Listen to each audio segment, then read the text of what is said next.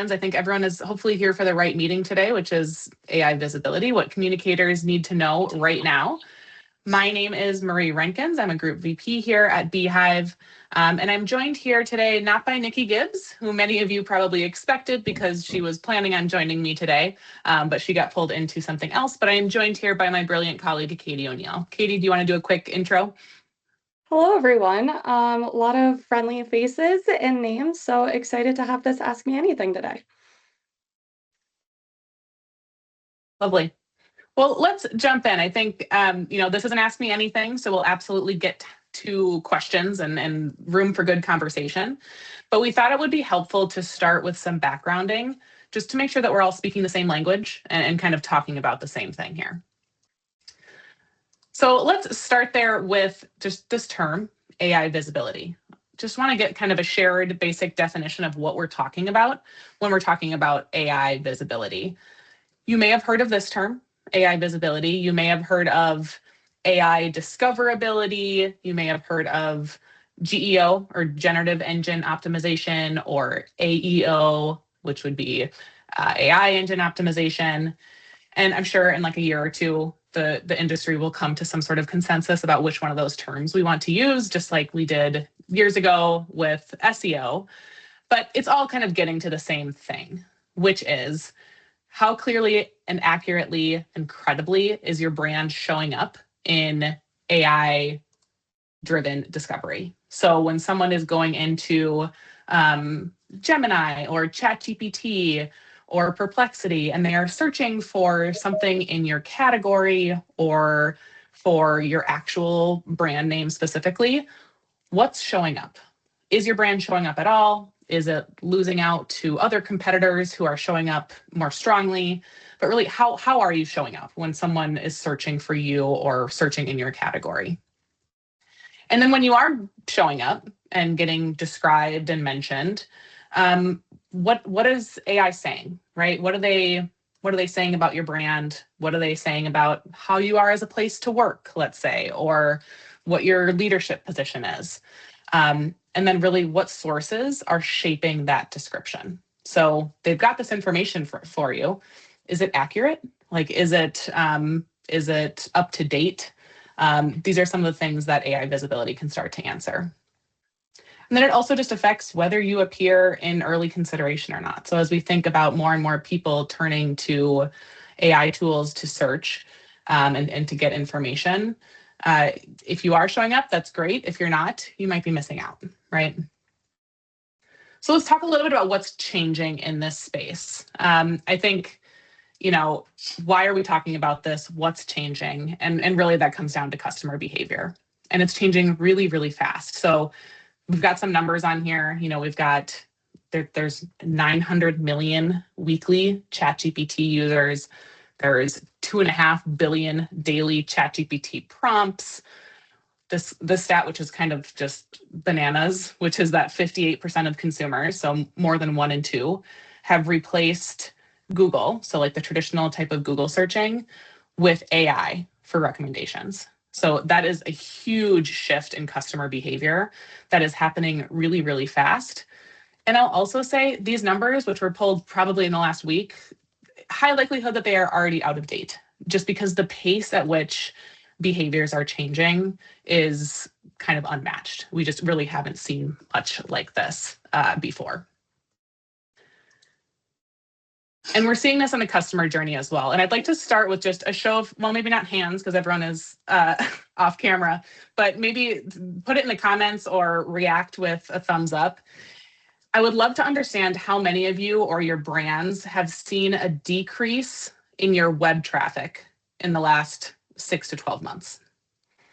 So give me a thumbs up or a reaction of some sort if you've experienced that.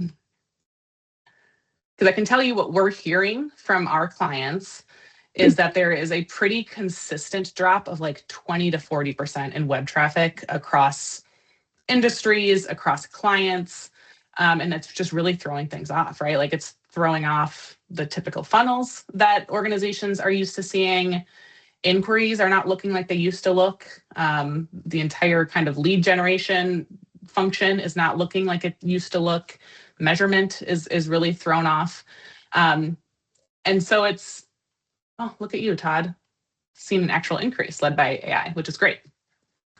And I think a lot of this is happening because, there's this sort of traditional customer journey, which is a very admittedly simplified version of this, where, maybe someone would turn to Google, do a search, do some research where they might be visiting some third-party websites, looking at reviews. They might look at actual websites of organizations, but really kind of doing that research around the internet, going through those Google search results, making a short list, making a decision. Obviously, there's other touch points in there, but kind of from a digital perspective, that's sort of a pretty traditional funnel. And today, what we're seeing more of is kind of this condensed journey where there is an ask to AI, there's a prompt. The AI tool, whatever it might be, maybe gives you some options, gives top 2 or 3 things to be thinking about. You do a little evaluation. Maybe at that point you go to a website and learn more, do a little bit more of that manual research, and then there's a decision. So it is kind of condensing this overall time frame, but you're doing it from kind of a more of a summary of information that's coming from AI, making that list shorter, making the process shorter, and kind of really impacting what we're seeing in terms of website traffic.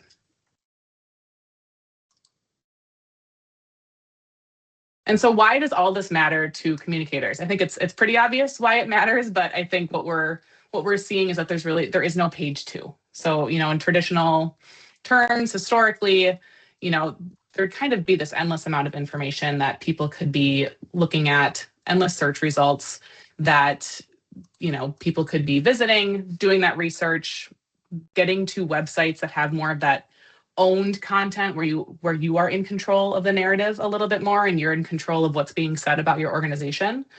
And now it's just a little more condensed. And there's, a kind of reshaping of that customer journey. We have, AI is reshaping that lead generation, that traffic. We know that more people are turning to AI before they ever visit your website. So that's kind of really impacting what we're seeing. And that visibility really depends on how your brand is showing up across this big ecosystem of channels and sources. So Katie's going to get a little bit more into the kind of the behind the scenes, like how some of this stuff works, but it's less about strictly what is on your website and that narrative that you are trying to own and that you can control through your about page and through your, blog content. While important, these AI tools are kind of triangulating what they're seeing there with what else they can find across the internet and using that to say what is credible, what is trustworthy, and what do we want to include in our responses to these prompts that seem to matter most to people. And I think the bottom line, kind of what we're seeing, is that brands that are absent from AI responses are losing opportunities before conversations even begin. So I think this is a super important moment in time where, kind of understanding what this landscape looks like, understanding how to quote unquote play the game, and be open to flexing and trying new things is really, really important, because your opportunities to be discovered and to be part of the conversation is getting just a little more strict and a little more tight. Perfect. So like Marie said, there are things you can do, and there are different ways and different opportunities that your brand can be pulled into the AI conversation. Today, we really think of AI visibility as reputation management. So many organizations are focused on presence, right? Is AI mentioning my brand? Does AI know about my brand at all? Are they citing my website? Are we coming up in searches? But really, the real goal is presence bolstered by positioning and preference. Not only is your brand getting mentioned, but how is it getting described? Is it the words that you want to be coupled up with? And when it's getting described, is AI recommending your brand when thinking or ranking against competitors? When asked for the top PR firm in Minnesota, is your firm being ranked and bolstered and recommended against the competitors. Not just are you being mentioned, but we want to know at what point and in what sentiment is AI really bringing in your organization. And so when thinking about that presence and the positioning and the preference, it's important to remember that AI currently influences everything, and everything is influenced by AI. It feels, we joke internally, it feels like you just can't avoid the term AI. How often is it said nowadays? It's said in business conversations, people are using it to meal prep or a trip plan or all of the things, and now it's integrated into quite literally everything. Large language models are constantly crawling and scanning and learning from a wide variety of information and channels. It's not just a website, it is not just a Wikipedia page. It's getting embedded deeper and deeper into different content, ranging from directory listings to now being able to scan videos and transcripts to reading or creating images and visuals. So AI influences everything, and the reverse is true as well. That being said, the good news is that you also have the ability to influence AI. So like Marie had mentioned a few minutes ago, you can play the game. So just as when SEO came out or social media algorithms continue to evolve, our level of influence on AI algorithms will also continue to evolve. So for those reasons, it's important that content strategies evolve with the way AI is scanning and crawling content. But that being said, it shouldn't revolve around AI. So think about it as an evolution, but not necessarily an orbit. So we recommend treating AI as an extension of your content ecosystem. You can start by creating content that resonates not only with your key audiences, but also AI platforms and large language models. So think about that as expertise, case studies, thought leadership insights, rankings. So press releases are having a resurgence in the age of AI. And then making sure that you're validating all of that expertise and taking it beyond your own website.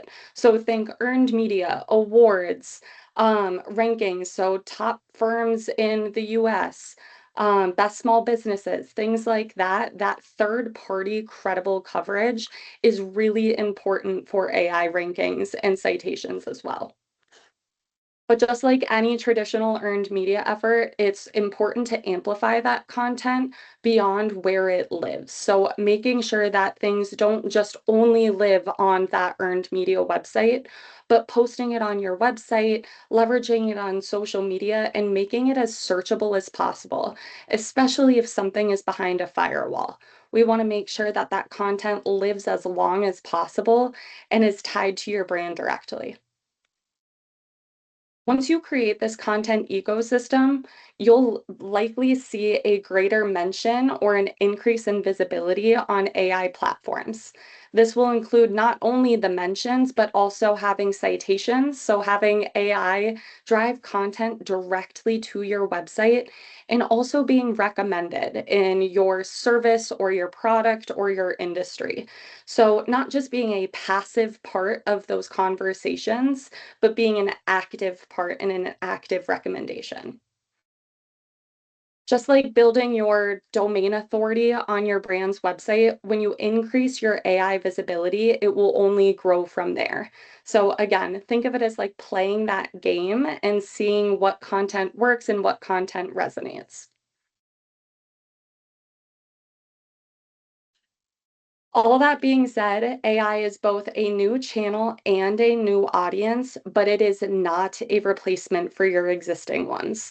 I feel like it is very easy, just again in the age of SEO, to want to make all of these changes so that AI is ranking your brand as high as possible.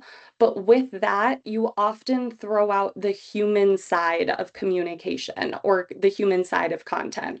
I think we can all attest to the fact that we've seen those AI generated LinkedIn posts or an AI slop article where by the end of it, you're just not totally sure what you just read, but you know it'll rank fairly high in AI because it's speaking the AI language. So please remember that core audiences are still human and the strategy should still remain human first while you quote unquote play that AI game. So thinking that those people-centered communication fundamentals still matter the most. Think clear positioning. What is your point of view? What is your expertise? Where does your leadership lie? Credible content, that's where that third party content really comes in and can bolster anything you create. And then strong reputation. So ensuring that you are staying true to your values, you are creating authentic communications and leading with your purpose. One thing that I like to say is if the content doesn't work for humans, it's not going to work for AI. So just remember that it is important to continue to keep your human audiences in mind when making any content that might be created on behalf of or for AI citations.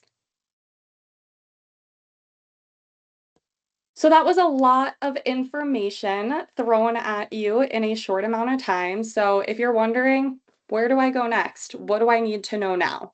Here are three questions that communicators can be asking today about AI and their brands and the role or the relationship between the two. First, what are large language models saying about my brand, if anything? How are we being described? What words are being tied to my brand? And is it accurate? Are we being described in the way that we want to be? And how are we being compared against our competitors? If someone is asking for the top list of something, is my brand being shown? And if so, how is it being ranked in comparison to other brands? Your brand is likely showing up in AI generated answers, but you might not have the visibility to that yet. So there's an opportunity for sure to influence how it appears and where you get recommended going forward.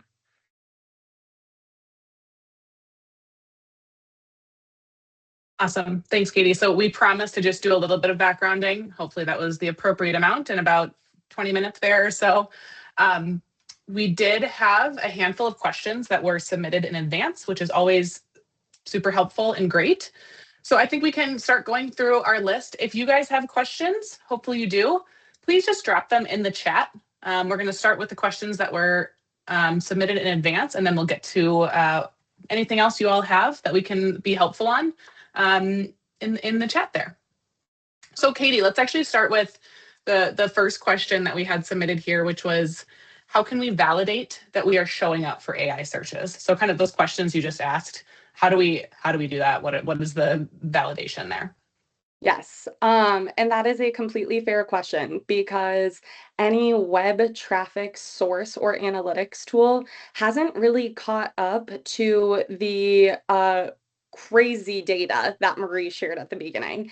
How are we tracking those 900 million users or the 2.5 billion searches that are happening?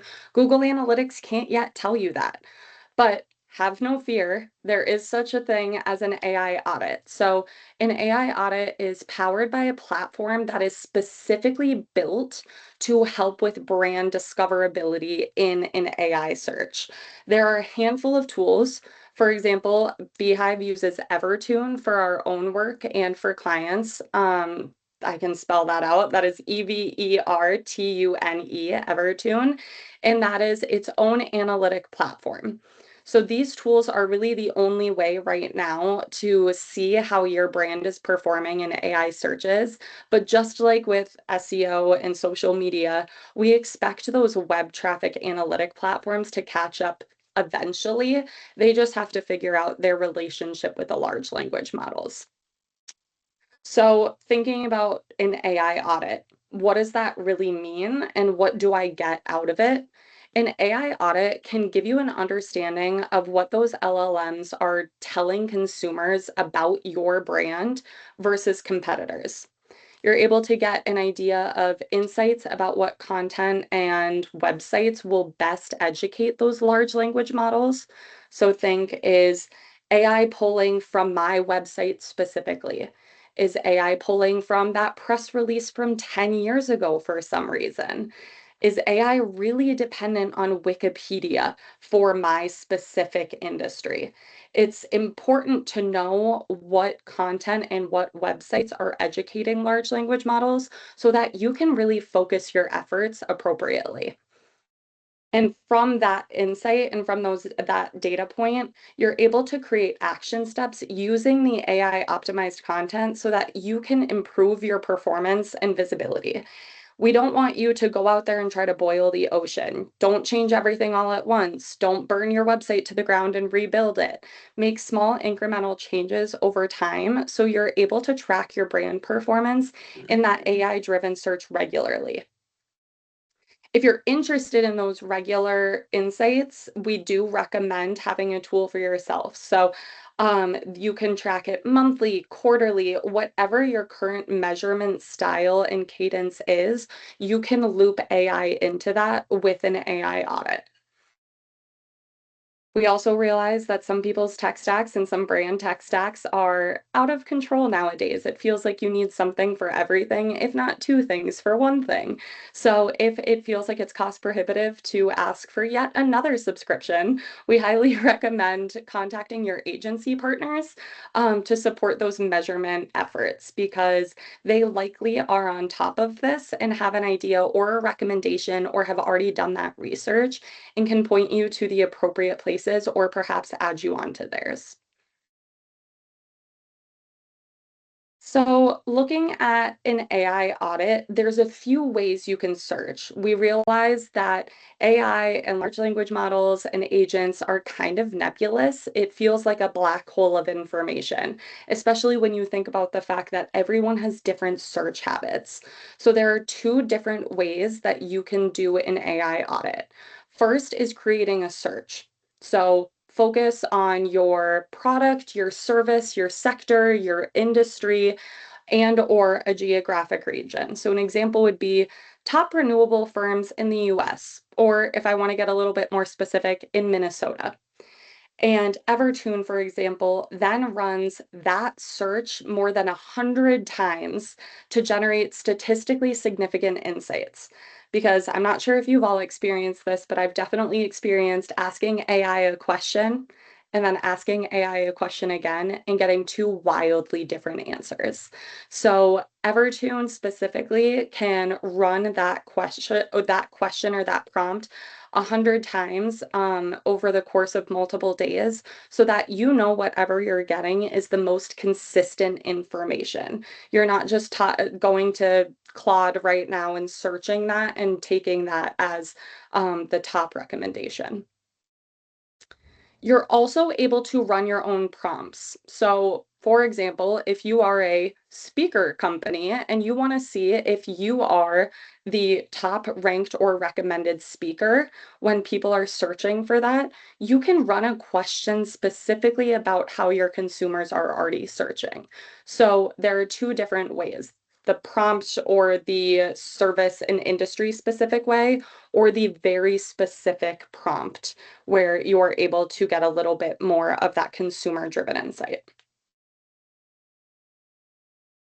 Here's an example of what that audit and that information might look like. I realize these are tiny little screenshots, but the top left is how Porsche compares to other luxury SUVs across AI platforms. So you're able to see Mercedes, BMW, Lexus, Land Rover, for example, is really highly recommended on Meta AI, but underperforms on the other AI platforms.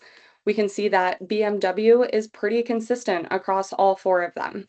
This can help you find white space in specific AI channels or platforms so that you're able to figure out where competitors might be dominating or where you could potentially be showing up a little bit more and playing that game. And then over here are AI users who also visit automobile websites. So we're able to see what ChatGPT recommends for luxury SUVs and the users who click through to those websites. We're also able to see the websites the users click through to. So getting a little bit more of that competitive research beyond your own website. So that was a lot of information for that question, but it feels important to break out all of the different parts of an AI audit. So Marie, passing it back to you for the next question. Awesome. Yeah, a couple more that we had pre-submitted that I think actually do start to overlap with some of the questions we're getting in the chat as well. The first one is just around how do we make our website, specifically blog posts, more findable or crawlable for bots or for AI, for LLM? I think this is definitely an emerging area. I think anyone that tells you with 100% certainty that you must do these 4 things and then you will be golden and in good shape is really overconfident and should be taken with a grain of salt. There's definitely things that we can test out and try. I assume that in time to come, there will be GEO specialists in the same way that we have SEO specialists, and that the same way we have some of those very common best practices for SEO. At this point, what we do know, though, is that fundamentals still matter. So making really crawlable data and information using metadata, internal linking, backlinks, all of those things that work well for SEO also do work well when we're talking about AI visibility. Some things that we've seen, some like kind of specific examples of things that we've seen or have been testing. One of them is FAQs. So thinking about the way that people regularly put in prompts into Perplexity, Gemini, Claude is typically in a question format. So when your content, your owned content is also in a question format, that is like a very high match for a lot of these AI tools. So we're seeing more and more, maybe you have a blog post and then at the bottom is kind of an FAQ. That is sort of the key takeaways or FAQs about that content. Or there's just more FAQs on your website in general, like maybe in your about your company page. But having kind of setting things up language-wise as a little more FAQ is one thing that we've been seeing tested. Simple bulleted lists is another one. Again, this is kind of one of those tricky areas where you have to start balancing what you want humans to see and perceive about your brand and your brand voice, what AI is looking for, and kind of using a similar model there. Katie mentioned the use of case studies earlier, so having kind of those examples live on your site can be really helpful. I think to Beaver's point in the questions here, it is. I think the captioning and graphics is really important. The metadata behind it is going to continue to be really important. I think when in doubt, you can do things multiple ways. So looking at human first content and this idea that everyone consumes information differently, like visuals or examples. I don't know if we have exact stats or numbers on how different AI tools are consuming that type of information, but I think when in doubt, have that content, have that video, but also have the text, the linking, the other ways that an AI tool could process that same information. Elizabeth, I see your question on here. If a piece of content is gated, requires a form submission, it is not searchable. Is it not searchable, crawlable? That is correct.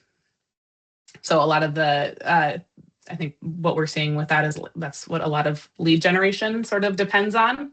So not saying to scrap it, but just know that, that has a specific place in your kind of communication ecosystem and your lead generation and your funnels, but isn't going to be if it's not publicly available, not the key source of information for AI tools. I will caveat that with earned media specifically, there are some large language models who have relationships or partnerships with media outlets that have gated content. Just like anything with a large language model, they're pretty hush-hush about what relationships they have. But that being said, there are some let's think earned media behind a firewall versus that sales material that's gated content. There are some that are still referenceable for AI, even if they're behind gated content, but that's forever changing in terms of those partnerships and might not necessarily be worth the squeeze to figure that out in the moment. That being said, that's why you want to leverage the content as much as you can be on the platform itself. So having people, having organizations do those news briefs on their website or promoting the content via social and explaining a little bit behind the content so that if people don't have access, you can still give them the nugget of information. Awesome. Another question we had was specific to Reddit. So if we haven't covered it yet, Reddit is a forum. AI tools, LLMs love forums like Reddit. It's regularly one of the top sources for a lot of search results, which I think gets to another question we had in the chat. So the question about Reddit was, Reddit is a big source for AI, and people tend to go there with negative reviews, which is hurting how we show up in AI-generated responses. How do we play that game? So that was the question. What do we do on Reddit when maybe there's some negative feedback there that's impacting how you're showing up? For one, I would say for the most part, you're not going to want to play the offense defense game. I wouldn't go in there and respond to every single comment or query that's in there or be super defensive on that front. That's not going to help a whole lot, and it's probably not going to do much to rebuild trust for the most part. I will say a couple things, though, to help address that. Again, if you are getting a lot of negative feedback on Reddit or other forums, one is to make sure that there's other feedback channels available so that people have somewhere else to go with those sorts of complaints or that sort of feedback. So yes, that brings us outside the AI conversation, but it is really looking at your kind of whole ecosystem and saying if people don't feel like they have anywhere else to go and be heard, of course they're going to go to Reddit or other forums to do that. So what have you set up for employees, for example, or for customers to give feedback and actually feel like their feedback is getting taken into a consideration or taken into account, or they've had that one-on-one kind of follow-up or outreach that diffuses that problem before it becomes something bigger or before it becomes something they go to other channels to complain about. So that's one, making sure that you've got other feedback channels widely available, people know where to find them, and that you're actually doing something with the information. I would also say, it's kind of a free survey tool.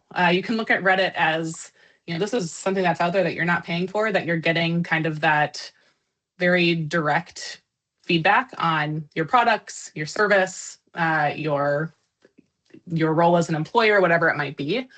And so listen, don't use it as the be all end all. Again, there's more formal, probably representative sort of feedback mechanisms that you can be looking at, but it is free feedback. It's kind of, there's an opportunity there to look if there's any themes. Like, is there anything that's coming up a lot that could be easily fixable? Or maybe it's not easy to fix, but it is something that kind of deserves some addressing. That would be another way to look at it.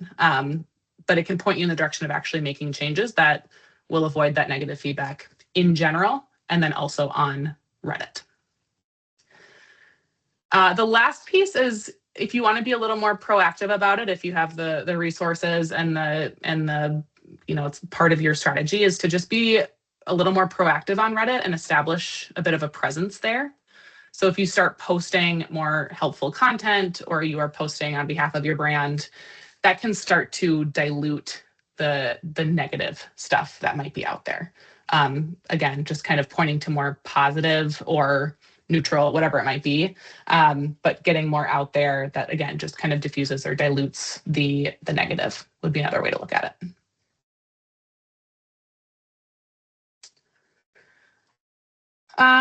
Katie, do you want to take this question in the chat? How do we differentiate between AEO and GEO? Yes. Right now, everyone is using multiple words to define the same thing. So we have AEO, GEO, AI discoverability, AI visibility, everything is pretty much talking about how your brand, how your organization, how your product industry, or even your thought leader or your leaders are showing up in AI. So, multiple words for the same concept. That being said, we have a feeling that one word or term will likely rise to the top, just as we saw with SEO over the course of time. So, likely all referring to the same thing.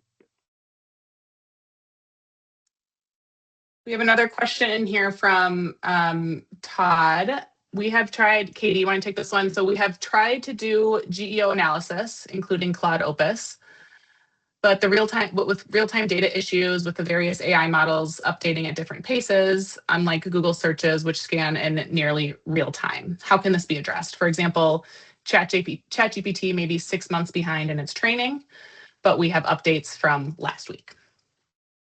Yes, Todd, this is a great question, and also something that we will likely see evolve over time. So, you made the great point that Google searches and Google web traffic is updated in real time. If you're running a paid ad yesterday, you can see that information today. You can't necessarily see the fruit of your labor on AI overnight. But that being said, that is important for your measurement and your dashboards to layer the geo workflow, so let's call it a static model, with those real-time insights. So making sure that you're adding those caveats to when the information was pulled, how often it was pulled. So like I said earlier, two searches next to each other might yield very different responses or results, even if it's a copy paste same question, especially between Claude, ChatGPT, and Gemini. That's why it's really important to leverage those AI tools for the continuous data, pulling 100,000 prompts over the course of 24 hours so that you don't have to do it yourself. And then you can also pop back in. So set regular measurement times. We don't recommend that you view it daily the way you would for paid social, but we do recommend perhaps popping in every month or pulling it at least quarterly so you're able to see the input points and the changes that have been made or the impacts. So making sure that your answers aren't necessarily grounded in whatever is happening in this immediate point. All that being said, by the time we probably solve for this, I have a feeling that AI will have also solved for it. So things are changing so rapidly that everything with AI visibility or geo comes with pretty significant caveats when you're doing the measurement behind it. Awesome. I think we have, just got the alert that we have about 5 minutes left in the meeting here. So let's see, back to our list of pre-submitted questions. One we have here is, what should we do first if we have limited resources? So like where to begin with this? And I think this comes back to doing an audit. I think we don't want anyone to, go into this and just try random things without any sort of baseline. And I think what an audit can do is sort of point out what's working.